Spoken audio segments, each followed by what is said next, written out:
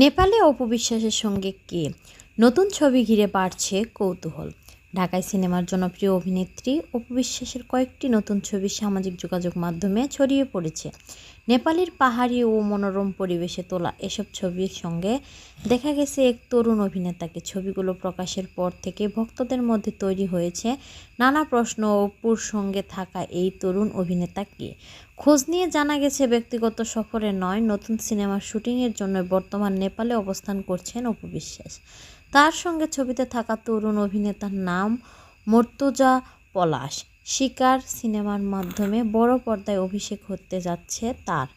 কয়েকদিন ধরে নেপালে পর্যটন নগরী পোখারায় চলছে কামরুজ্জামান রোমান পরিচালিত শিকার সিনেমার শুটিং। পাহাড়, মেঘ ও প্রকৃতির সৌন্দর্য ঘিরে বিভিন্ন স্থানে ছবিটির গুরুত্বপূর্ণ দৃশ্য ধারণ করা হচ্ছে। শুটিংয়ের সেখানকার কিছু মুহূর্ত ছবির সম্প্রতি সামনে এসেছে। রেজা ফিল্ম প্রযোজিত সিনেমাটিতে বাংলাদেশ ও ভারত, নেপাল শিল্পী ও কলাকুশলীদের সমন্বয়ে নির্মিত হয়েছে। অপু বিশ্বাসের পাশাপাশি এতে অভিনয় করেছেন কলকাতার পরিচিত অভিনেতা রজতাভ দত্ত এবং জিল্লু খ্যাত শ্যাম ভট্টাচার্য। সিনেমার গল্পে প্রয়োজনেই নেপাল বিভিন্ন আকর্ষণীয় লোকেশনে দৃশ্য ধারণ করা হচ্ছে।